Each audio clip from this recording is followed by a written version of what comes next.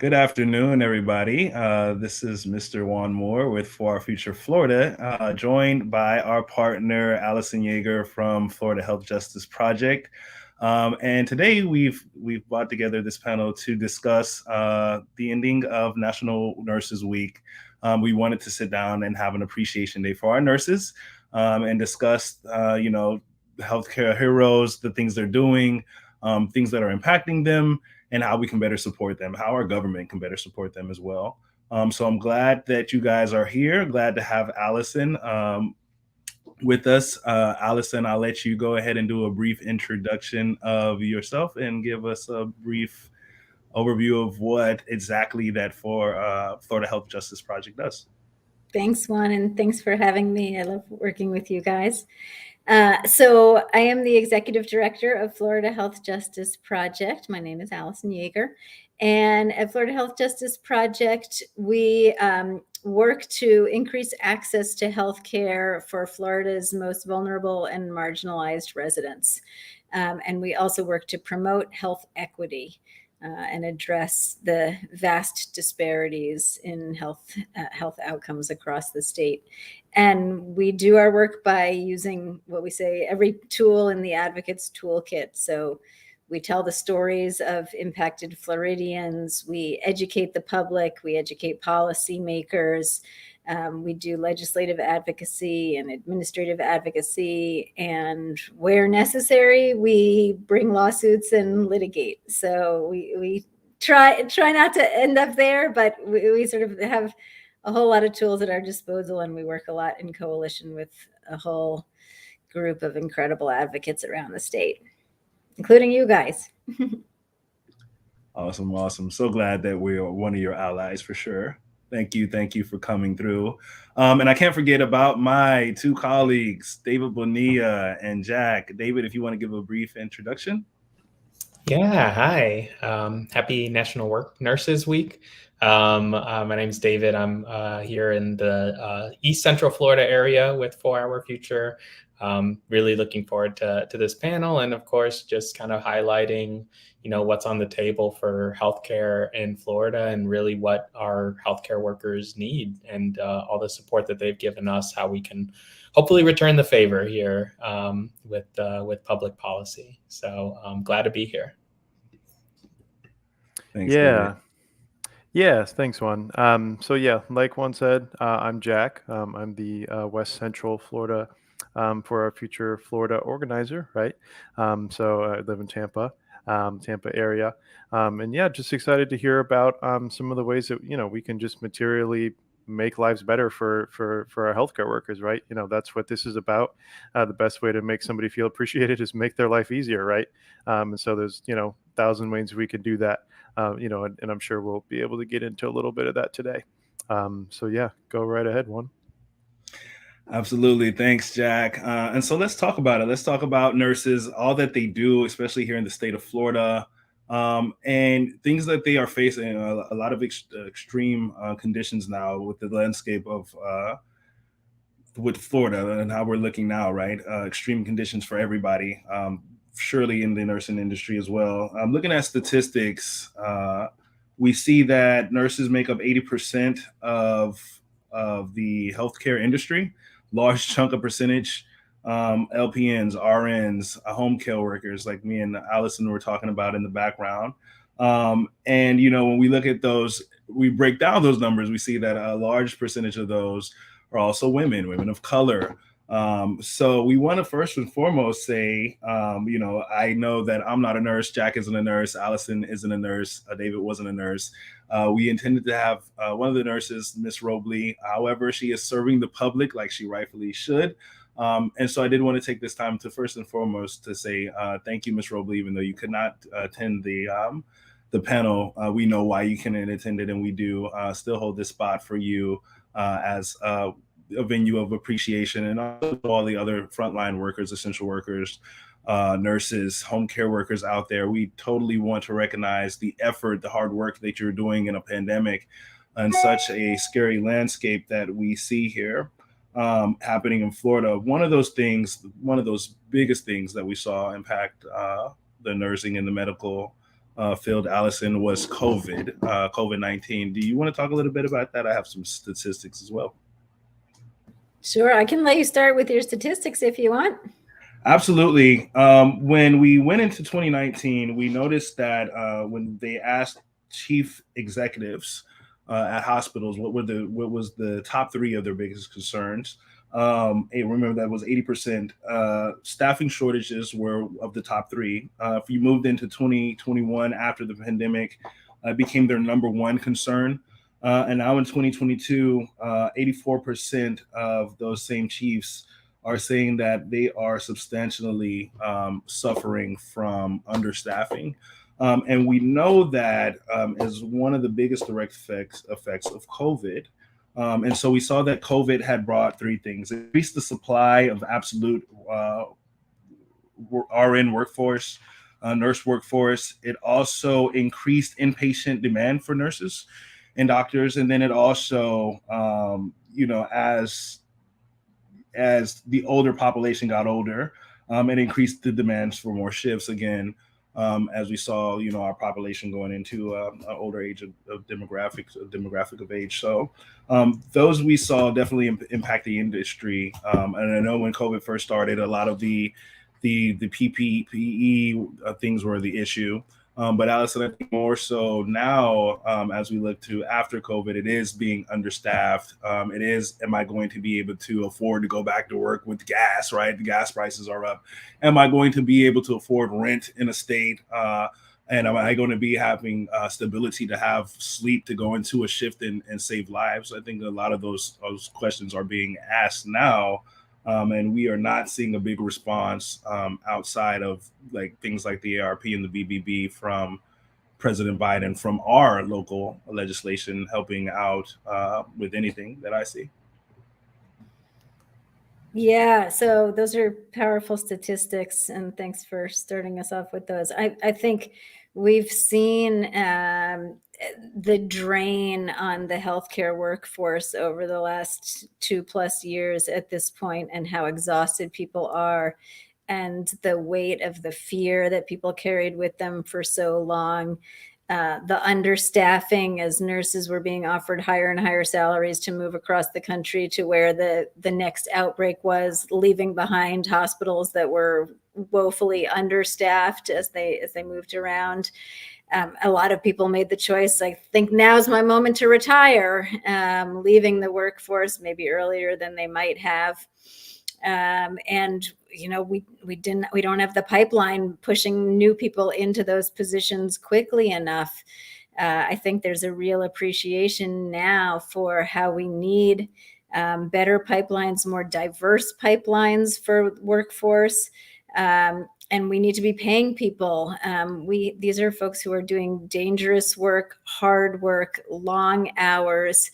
They're literally keeping the rest of us alive. And yet the pay that they receive often really does not reflect the work they're doing and the risks they're taking. And so I think one of the key takeaways is pay people what they're worth. And we know that in many areas of healthcare, if people aren't paid well, then they leave their positions. What we were just talking about before we went live here is home health care. And those are often actually the folks who provide care at home for our most disabled residents or our senior residents who are incapacitated. Those folks often are not actually nurses, but they sure work hard and provide essential healthcare services, and yet they're paid, often at the same rate as someone who's working at a Starbucks, and working incredibly difficult work, literally keeping people alive on the front lines during the last 2 years. And those kinds of positions have very high burnout rates. One policy opportunity that we've seen sort of still floating around Washington at the moment is the opportunity to infuse our home and community-based service system with a whole lot of new money, because we really need that. The dollars need to flow in order to increase the salaries for folks who are doing this work. So part of the Build Back Better Act, when it was still being called that, was an infusion of resources for home and community-based services with the express understanding that much of that would need to go directly to salaries. Part of what we do at FHJP is we listen to the stories of people who are directly impacted by healthcare and health injustices in Florida. And we see people who do depend on home and community-based services oftentimes being left without care because their care workers are not being paid, and they end up leaving because they have their own families to support. And if they're not getting their checks on time, if they're not earning what they need to be earning, as you say, gas prices are going up, rents are going up, and we're not keeping pace with the needs that people have to keep their families afloat. And so it's the workers who are hurt by that, and then it's also their patients who are hurt by that, who are left without care. And so, the treatment of the workers directly impacts the workers, and it impacts their patients. So we know that the first thing we can do to do right by our healthcare workers is pay them what they deserve. Absolutely. I'm glad that you mentioned, Allison, about the BBB, because President Biden did actually have a 4-point plan for essential workers. The fourth bullet point for him was to actually enact a premium pay for frontline workers, so that were putting their life in danger. And I signed off for that. David, I'm pretty sure you signed off for it. Allison, I'm sure you are. Jack, too. Most of you here, but I know who didn't sign off on it was Rick Scott and Marco Rubio. But we'll talk a little more about that after. I recognize, Jack, I saw you put something in the Slack there that is very worth mentioning, especially, again, that a predominant amount of our essential workers, our frontline workers, are women. And so I like that statistic that you put there. If you want to go through it, we could jump in on that statistic really quick. Yeah. So something that I posted in the chat, right? This is just sort of a national statistic, but the average sort of yearly earnings for all RN respondents, right? So whoever responded to the survey, was about $76,000. This is for RNs, right? Basically, the gist of it is that female RNs make 90 cents for every dollar earned by men in the same roles. Nearly, $7,300 a year. What does that mean? That means, a lot of different things. That's 10% less. That's for doing the same labor. And, on a country that's supposed to be founded on, the equality of different sorts of people, and that, like that there's supposed to be, equality of opportunity. It's like, well, maybe that's not necessarily true. We can see it, right? There may be equality of opportunity, but the opportunity is to get paid not the same as your male counterpart because he's a male. And it's something that we seriously need to address, and like Juan was saying, certainly is not going to be something that's going to be addressed by Rick Scott and Marco Rubio. But yeah, I don't know if anyone else has any thoughts about that statistic, but it's certainly very sobering. Yeah, I'll add in really specifically, and I think this is a running theme with our appreciation events. The other week we had our teacher appreciation, and now we're talking about appreciating our nurses. And we kind of whispered into the mic and say, if you want to appreciate them, pay them more. And that's really key in just a number of industries, especially that both between really education and healthcare, that were just absolutely fundamental for the 2020 pandemic and getting us to now. The people that were directly impacted at the hospitals, people that were working double, triple shifts. Just to deal with the influx of patients, and then for the parents that basically had to offshore parenting to teachers, they were there for us then as well. And so when we were talking about the influx of money that is necessary to really supplement and help these salaries, we did have solutions, or we at least had some help with, as was mentioned, the legislation that was signed off in the House of Representatives and went to the Senate and was signed off by some 48 or so senators, and just short of what we needed to really push it through. And of course, what difference would it have made if we had senators here that were listening to and supporting healthcare workers? Because what it means with the Build Back Better specifically is investments of something to the tune of $10 billion in pandemic preparedness, which what could we have done with that in 2020?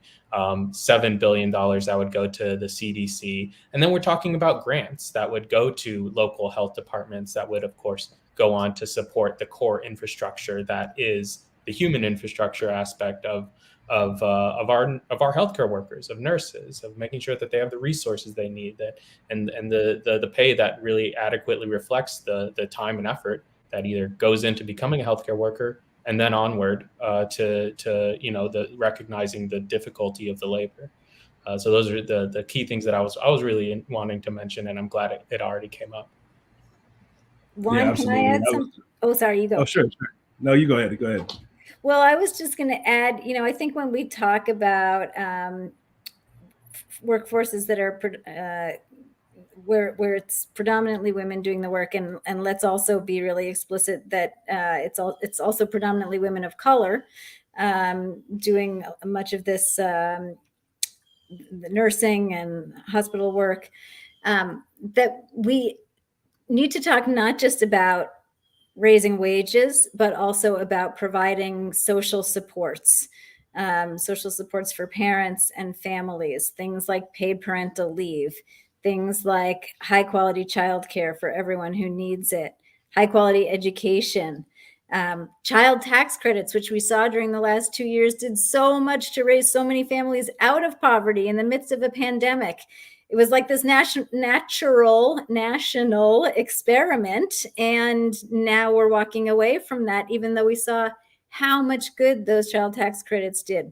So we know that if we provide supports to our families, they do so much better. We see health outcomes improve with things like paid parental leave. We see parents have flexibility to take care of their professional needs as well as their personal needs when they have childcare that they can rely on. They're able to take sick days if they know that they're able to be at home without then a kid to be taken care of. And when their kids are sick, they're able to have flexibility at work. So we need flexibility for families. We need an infusion of supports. We have a lot of elected leaders who talk about being family friendly without actually providing the supports that families need. So if we're going to be pro-family, what that really needs to look like is providing services, supports, sometimes even cold hard cash in the form of tax rebates to families who are struggling, because in this economy, virtually everyone is struggling. Absolutely. And you snatched the words out of my mouth. I almost just ate the paper. I don't even need it anymore. Sorry. But you're spot on. And that's what I was going to say as the question as how can we as, normal citizens support our nurses and appreciate them. And you're spot on, Allison. We can support legislation and laws and programs that make sure that they are mentally and physically healthy enough to take care of us. Again, we saw those kind of those things, those answers to those issues within the BBB. The child tax credit was a great example, Allison. The ongoing or the forgiveness of the tuition, right? Tuition forgiveness or reimbursement, things like that were discussed for our frontline workers. Hell, I think a lot of our frontline workers didn't even have access to PPE when COVID first hit. Things like that. The defense, I believe it was called President Biden's Defense Act. I believe it was part of that. Where he was making sure that they had priority with essential equipment and essential gear. But we as citizens, we have to stand up and say, hey, if we are getting so much malarkey that we're not asking for, we're going to have to start passing out pink slips to guys like Rubio and Scott. Because we cannot have an issue to where, like in some states, I was watching the news the other night where first responders can't even answer the phone for 911 because they're shorted. They're in a shortage. There's nowhere to live. Imagine the size of Florida, a state of our size and our magnitude and our diversity, having a low capacity of frontline workers, responders, to where we're not even able to answer these calls of urgency from our brothers and sisters. So I encourage, just a normal person out there, me, you, Jack, you, David, you, Allison, to throw yourself into things like your for teachers, your school board meetings, for nurses, go to your town hall meetings, visit your hospital, look at the conditions there, see what you can do as a citizen, and let them know that we're not complacent. We're very non-complacent, and we need our nurses just like we need our teachers. Can I raise a related point? So, so I think when we talk about being family friendly, we've all just heard the news that came out of the Supreme Court last week, the leaked draft of the opinion that would essentially eviscerate Roe versus Wade. And I see Roe versus Wade and the right to abortion not as a political issue. It's a fundamental human right. It's about access to health care. It's about people being able to make determinations about their own life. And it's a respect for fundamental privacy of our citizens. And if we talk about families having the opportunity to thrive, that has to include the opportunity to choose if and when to have a child. And the ability to make that decision rests on the ability to access termination services if they're needed. So if we want women to be able to remain in the workforce, if we want more nurses, we need to be sure that if someone gets pregnant and it's not the right time for them to be pregnant, that they have the opportunity to make a choice about what to do with that pregnancy. That's not politics. That's about giving people independence. And it's, we talk a lot in public health about social determinants of health. Social determinants of health are things like poverty, access to education, access to transportation, access to childcare, safe housing, the lack of violence in one's life or the presence of violence in one's life. And I think a person's ability to make a choice about whether or not to have an abortion very much is them recognizing the social determinants of health that impact their lives. And it's about the ability to say, this is something I can do to assert control over some of those forces in my life. Maybe I don't have the financial means right now to take care of a child. Maybe my mental health is not in a place where I feel fit to take care of a child. Maybe I'm in an abusive relationship and I know that my own life and my child's might be in jeopardy. So what with this decision that's looks like it's coming down from Washington, it is a threat to the health and safety of all families. If we're talking about families having the opportunity to really have the access to what they need to thrive.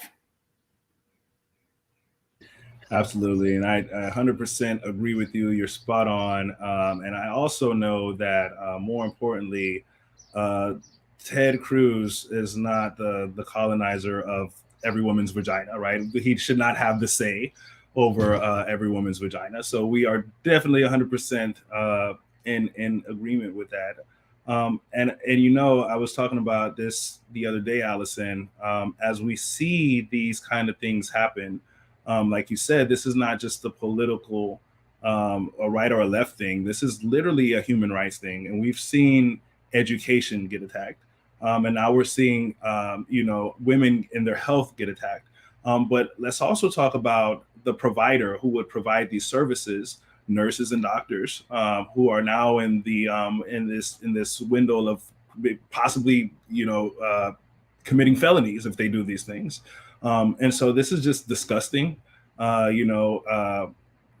Is we're on the daytime. If this was at 6 o'clock panel, I'd really give DeSantis, Scott, Rubio, all of these right winged men who think they have total control over everything, a piece of my mind. But we need to advocate. We have to get out now. We have to register to vote. We need to start passing out these pink slips, which gives us a great segue to our call of action. So, Allison, I don't know if you have a call to action that you want to give first. David, Jack, I know we're doing a couple of things on this end, but Allison, by all means, go ahead and shoot. Sure. Thank you. Oh, I could go on all day with my calls of action. For sure. I'm sure you guys could too. I think since we're talking about nurses paying healthcare workers a fair and just wage, and not just the healthcare workers who are licensed. We know healthcare is a hierarchical field. We certainly know that absolutely the nurses are, the fact that they're moving across the country for more money indicates that they aren't being paid what they need to be paid in their home states. But we also know that those who are working in home settings where they have even fewer protections as well need additional funding to stay safely in that work and to keep their patients safe at home. And the family supports that, like we've said, this is a workforce predominantly of women. And we also know that is for all that we have advanced as a society, women remain in many cases the chief caregivers at home. And so we need to be providing services. Women are doing two jobs. They're working in the workforce and they're working when they're home. And we need to be providing the services to families, to women, and to their partners, to those children, to ensure that every parent has the opportunity to be out in the workforce if that's what they choose, and that those kids are in a safe place, getting the supports they need while their parents are out serving the public. And I will just say one other thing, because I can't be on one of your panels without talking about Medicaid expansion, because Florida is one of 12 states that has not expanded Medicaid, an opportunity that was given to all the states under the Affordable Care Act. And we know as a result, we have so many more uninsured. That means when people do make it to the hospital and those nurses are taking care of them, they are that much more sick because they haven't had preventive care. They haven't had treatment for their ongoing chronic conditions. And they come to healthcare when things become a crisis. So we know that if we had Medicaid expansion, and that's something that our state legislature can and should be doing, should have voted on years ago, that we would have a healthier populace. We would have far fewer uninsured. And it would make the work of our healthcare workers just a little bit easier because the people they would be treating would not be in such dire condition. So I can't not plug Medicaid expansion and the need for action by our state elected officials there. Appreciate it. I'll stop. Oh, you can keep going. You can keep going. We're in a rough fight, right? So we need all the actions we can get. But I definitely appreciate it. Any other actions that you have coming up? Can you tell everybody where to find you?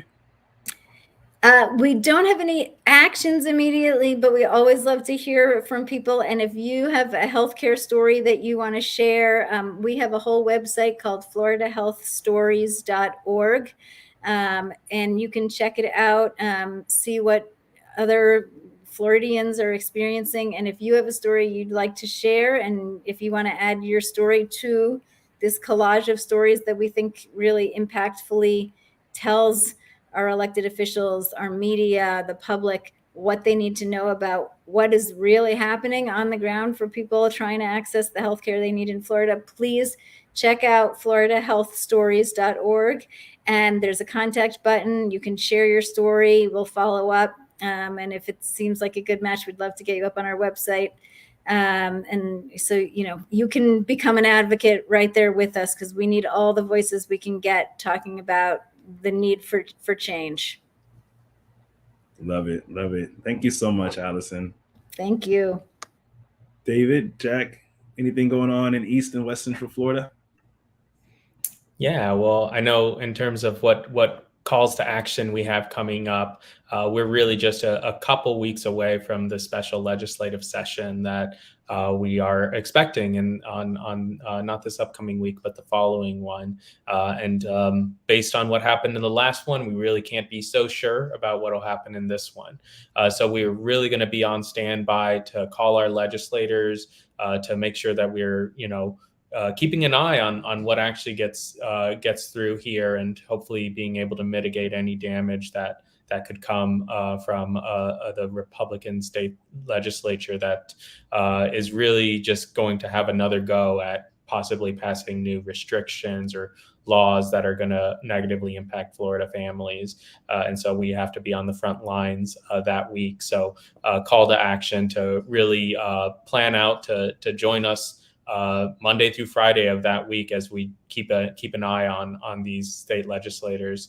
And then, of course, these upcoming weekends, I know in East Central Florida, where there's a really great event to get the community together at the Hope Community Center that we will be at in Apopka, Florida, from noon to 4, and then can shortly go from there to the reproductive rights rally in Orlando. So a real full day of action for folks that are looking to get involved and looking to find the community that values what they value. So you're not alone.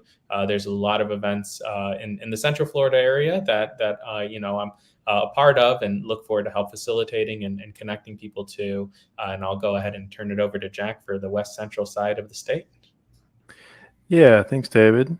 So yeah, basically, this upcoming Saturday is going to be a real busy Saturday for folks, who want to be able to get out, stretch their legs, and sort of fight for their abortion rights, right? So there's actually going to be a Planned Parenthood rally in St. Petersburg on Saturday. There's also going to be one in Tampa on Saturday. There's also going to be one in Sarasota on Saturday. And so there's 3 of them there. I will be at least one of them. I'm not sure exactly which one yet. So that'll be great, and hope to see everybody out there, see the community out there. Of course, like David said, we're going to have that sort of like week of action. That's going to be the 23rd through the 27th of May. That's sort of what we're thinking about, and that'll be a really good thing to sort of get fired up about. And then, we also call our legislators pretty much every week, pretty much weekly, usually on Tuesdays. And so if you're interested, please, send a message to, either one of us on Facebook or just the For Our Future Florida Facebook page. We can get you hooked up with an organizer, and we'll get you connected. We'll get you set up and get you trained up and everything. But yeah, that's pretty much it on my end. And I think, there's lots of events going on, especially this weekend across the entire state and beyond. So, hope to see everybody out there. But back to you, Juan. Thanks, Jack. Yeah, so get involved, get activated. Of course, Miami will be involved. South Florida will be involved in that week of action. And if you guys don't know what happened in the last special session, you're either living under a rock or you may be a visitor. But we unfortunately got what we didn't ask for in that legislative session, and the controversial, as you guys probably know, Don't Say Gay bill was passed. An atrocious bill aimed to attack our educators and our children, quite frankly, and families. And so we want to be, again, like David said, and totally in front of this special session. I'm going to be doing the same patch throughs that David and Jack are doing, and they are going to be patched through. So we're not going to be calling you asking, do you support it? We already know you support it. We're going to be calling a list, having you patch directly to Senator Rubio's work voice message, letting him know that on one day, ladies and women's rights matters. The next day, the rent is too damn high across Florida. And it is. And we're going to stay a pain or a nail in his foot until he accepts his pink slip and he leaves. And so that is the plan here. If you guys want to find us, you can, of course, find us at florida.us at our Facebook groups, East Central, West Central, and South Florida. And so please check us out. Sign up for anything you can sign out or up for, and don't be a stranger. And so in closing, I'll give you the usual closing with my advice to reach out with your eyes closed and your hearts open. But also this time, no more complacency. Be non-complacent. Stand up for our families. stand up for our teachers, our educators, stand up for our nurses, and let's get these guys out of these seats that they are so comfortable in. Scott, DeSantis, and Rubio, you guys have a good day, and we'll see you on the next one. Later, Gators.